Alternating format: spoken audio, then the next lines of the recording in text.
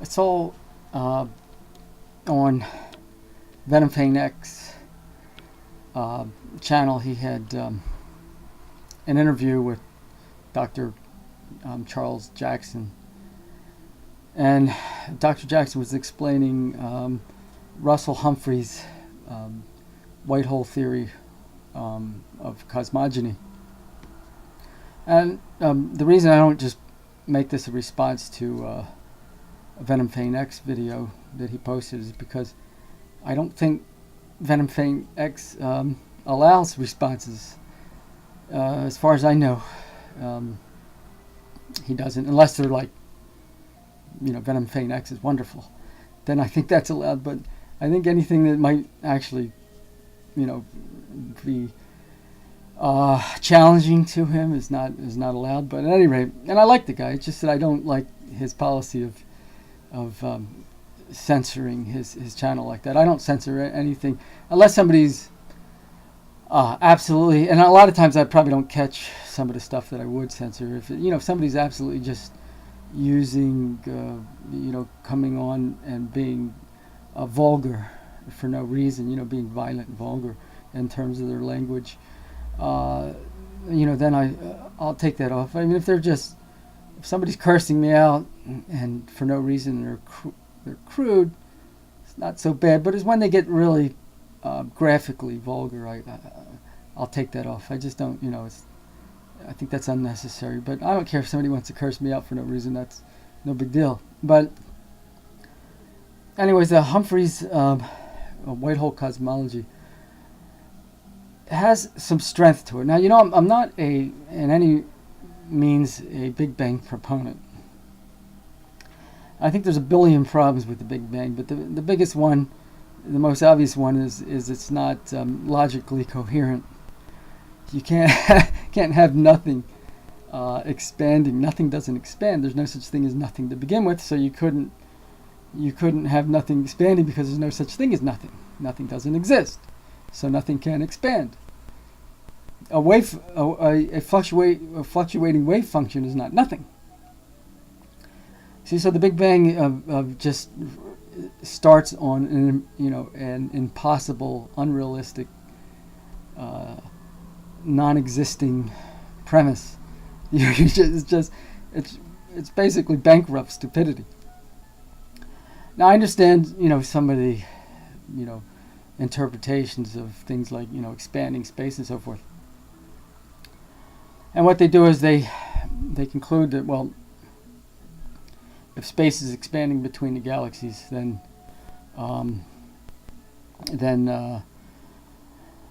you run the film backwards, and at one point everything was at the same location. Well, there's a number of things that are wrong with it. First of all, it's an assumption. It'd be like if you saw a car going by 25 miles an hour heading east.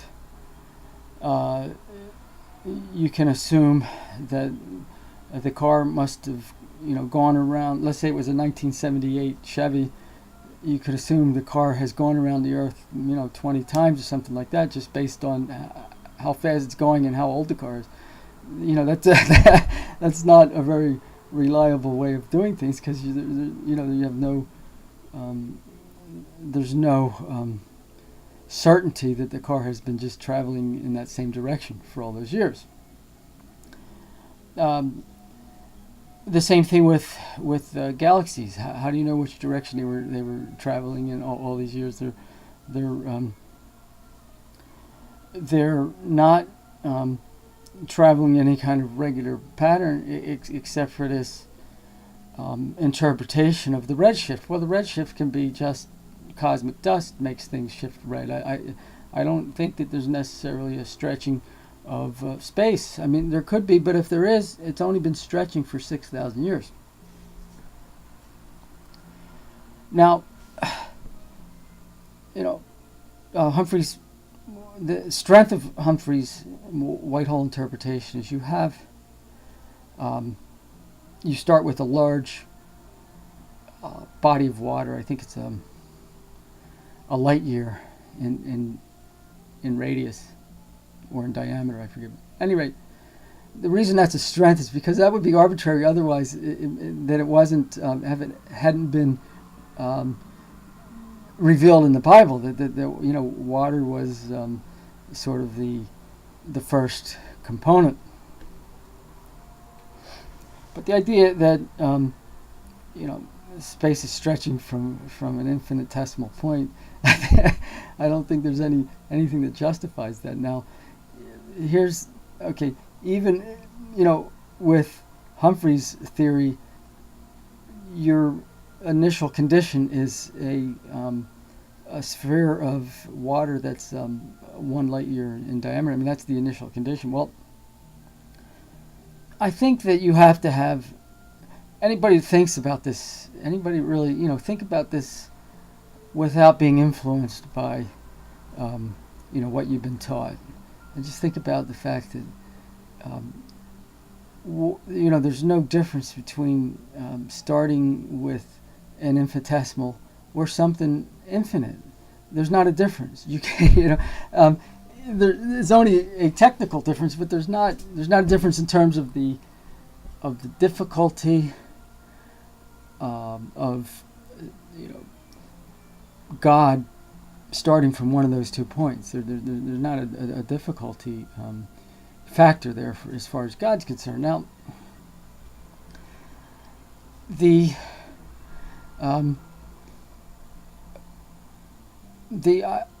idea that you have this light year radius ball of water in what is it in? What is it floating in? See, he doesn't bother, and I think that's the more important question. Whether you have an infinitesimal point singularity, or whether you start with something a light year in diameter, or something that's many light years in diameter. What is that object in? Okay. The standard explanation is that there was nothing. Well, there's not. You can't have something here and nothing there. There's no such thing as nothing. Nothing is. There's not a place to have nothing. There's no. See, God. That's why the correct interpretation of the Bible. God is omnipresent before the creation. He's omnipresent after the creation. There was no nothing because God was there already, unless you want to call God nothing. See, that's very insulting. I think that Christians don't understand that, and theists in general don't understand how insulting that is, to think that you had this environment called nothing that the universe appeared in. Because that would mean if God's omnipresent, then He is nothing at that point. Okay, now it's just this is the main difficulty I have, and I want to get in the details here. The strength of this idea of starting with water, I think is strong, because the Bible says that it describes this happening. And what Humphreys does is he has this, and the Bible talks about the water separating. So he has the sphere of the earth left behind, and at that point it's all water, and then this larger mass of water expanding out, and stretching space. Well, if space stretches, time slows down. So it is a good way to trump the whole Big Bang theory in terms of saying that the universe is 15 billion light years, or 14.5 or 16, whatever it is these days. In terms of the age of the universe, as being described by our current clock, because our current clock wouldn't have been the one at the time of the creation. The clock at the time of creation would have been from this earthly point of view. The clock of the creation would have been just a few days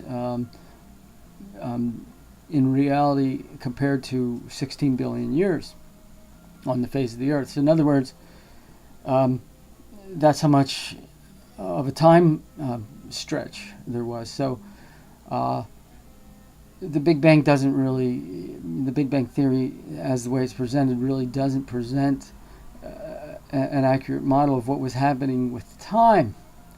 If you're at the center of the gravitational universe, which we believe, this galaxy was, then your time dilated in such a way that on Earth you had 4 days, and in the rest of the universe you had these actual 14 billion years. And I guess that one of the things I like about that is compared to my theory, my theory is the anti-de Sitter space, where there's a giant paradigm shift between the configuration of space and time. And it's not as process oriented. See, this Humphrey's got something that's very process oriented, and I think that process oriented theories are strong because everything is very process oriented. We see this, but the creation itself had to include a lot of simultaneous moving systems. Okay, in other words, systems are created with motion and so forth. So I think once you start talking about the creation event, and understand when I'm talking about creation, I'm talking about God pre-existing everything, and all the power that was necessary to create the universe, God already possessed. He didn't gain power. God plus the universe isn't more powerful than God alone. So my interpretation of creation is really God backing off and providing an environment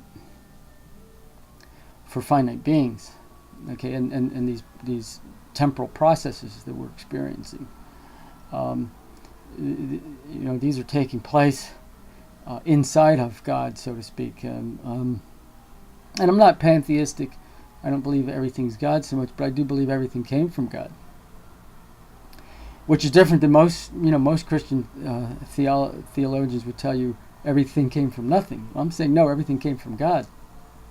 That's a big difference, and it's an important difference, and I think it's one that's scientifically sound, that having everything come from God rather than everything coming from nothing. Everything coming from nothing is not scientifically. It's stupid. It doesn't make any sense. Everything coming from God, and people say, well, where did God come from? God always existed. It's a pre-existing condition. See, we're so inclined to think of things coming and going, and for us, it's hard to imagine infinites and eternities. But from God's point of view, it's hard to imagine temporal things, because infinite and eternity is actually the natural condition. It's just like when scientists ask, where did the motion come from? Where did the motion come from inside the nucleus of an atom? Where did the motion come from with the galaxies and so forth? What's this? They agree it's an initial condition. All the motion in the universe is an initial condition. So I'm saying, well, continue the logic. God is an initial condition, a necessary initial condition, and all-knowing, all-powerful, omnipresent, eternal being. It's been there forever, because that's a natural condition, being forever. Just like, nobody has a problem with inertia being sort of an unending condition. In terms of, if you set a body in motion, it's going to stay. That's the natural state is perpetual motion. See, so I'm saying the natural state is perpetual existence, and God's natural state is perpetual existence, and we are niched out of that when God had changed the environment that He had been used to.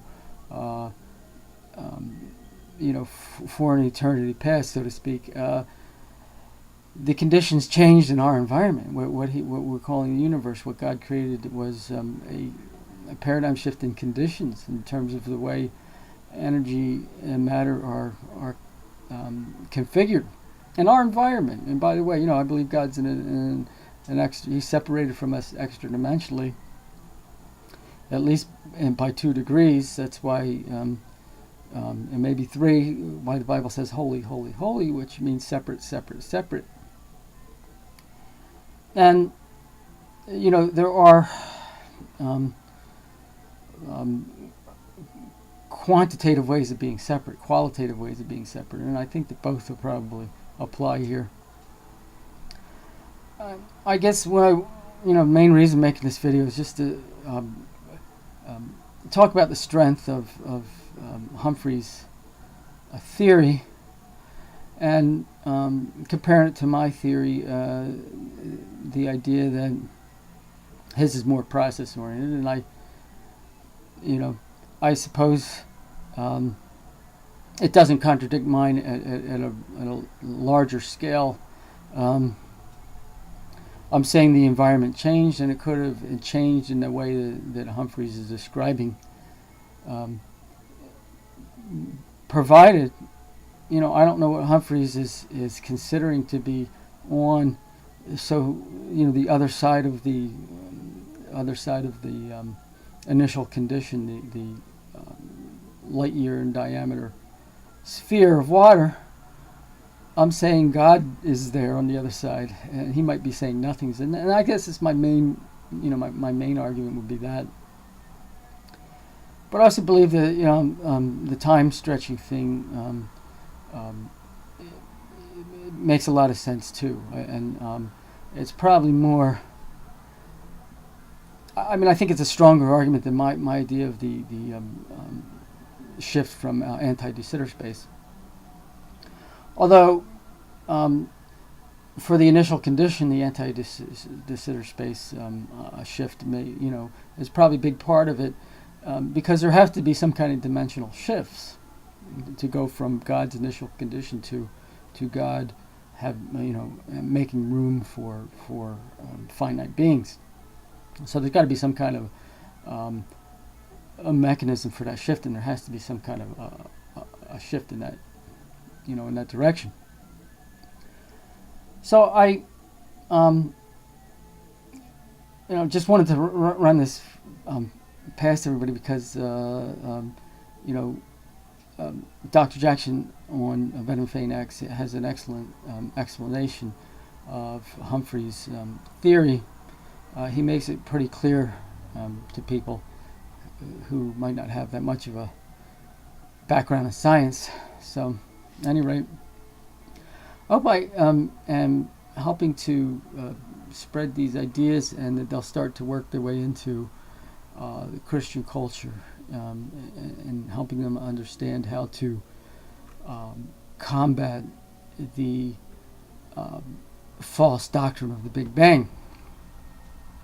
Because the false doctrine of the Big Bang is very confusing to a lot of people, and you have a lot of people thinking that somehow science contradicts the Bible, or the Bible contradicts science, and so forth. And that's just not the case. You just got to know how to unravel the arguments and see where the arguments are false. And I think with the Big Bang it's very easy. You just ask yourself the simple question, how can something come from nothing? And that the Big Bang is therefore wrong. If you have a vacuum fluctuation, what is it about the vacuum that when it fluctuates it can bring forth a universe? If it was nothing, that wouldn't happen. See. So rather than a vacuum fluctuation, I'm saying there's a paradigm shift. There's a shift in dimensionality in our environment. God is still very much all in all. But so it's a minor thing from God's point of view. I think that the creation is a major thing from our point of view. Oh, and by the way, Wes Ron talking about false doctrine from the scientific community. I hear a lot of these guys saying about how the Earth is just a common, uninteresting, run-of-the-mill planet in this universe and so forth. that's totally inaccurate. The variety of elements on the earth is incredible. Yeah, I don't think I mean, there's nowhere else that we know of where you got such a large representation of the periodic table in substantial quantities. That's anything but common or ordinary. It's extremely unique environment when you're talking about what we know and what we've seen from our exploration. Then in addition to the quantity and variety of elements, you also have the placement of the moon, the placement of the outer planets, and the distance from the sun, and all those things also have to play into this. It's very extraordinary as well. And I'm thinking about this, chaos theory and fractal dimensionality. And I was watching a show the other night, public television. I was visiting my parents. I don't have a TV. I never owned a TV. I don't want a TV. But I get exposed to secondhand television from time to time. And so they're running this show on Benet Mandelbrot and the Mandelbrot set and the whole fractal chaos revolution. And of course, a lot of the scientists they're talking about evolution like it's a fact. And the guy's saying, one guy was saying about how evolution through the process of natural selection has discovered these most efficient ways of constructing things like blood systems and lungs and so forth. And I'm thinking to myself, well, that doesn't make sense. That's a nonsense. Yes, they are most efficient systems and so forth, but you can't select efficient systems out of systems that don't work. See, that's that's always been the problem with the natural selection argument. I'm not saying there aren't forces that can interact in a feedback loop with living systems. That's not what I'm talking about. What I'm talking about is this idea that you can get living systems out of systems that don't work in the first place. See, that's the problem. So you have to have the working systems to select from. You're not going to get this doesn't work, and it's going to produce a system that works. No, the thing doesn't already work. It doesn't work to begin with. You're not going to have anything to begin with. It's not going to produce anything. That's where they're showing like the tumorous blood vessel configurations and how they differ from healthy tissue, and one of them doesn't work. The tumorous one doesn't work. See, and so you couldn't. It's not like you had all these systems, and the ones that didn't work eventually found their way to work. No, they didn't work. They couldn't live in the first place. They couldn't survive. The tumors one is only attacking a healthy pre-working system that's already that's been created to work in the first place. You can't get something to work from something that's not working. There's like this. I hear people talking about why cardinals are red to attract mates and so forth. That doesn't make sense either. I mean, I'm sure they do attract mates being red, but they didn't. If you think about that explanation, you're saying, okay, well, prior to that, the birds wouldn't attract mates, so how are you going to reproduce? You're not attracting mates to begin with. So, that whole thing is incoherent thinking. And these guys just spout it off like some kind of zombies that have been, indoctrinated through some kind of school system that intimidates people, and scientific community that intimidates people, and, how to sound like a zombie,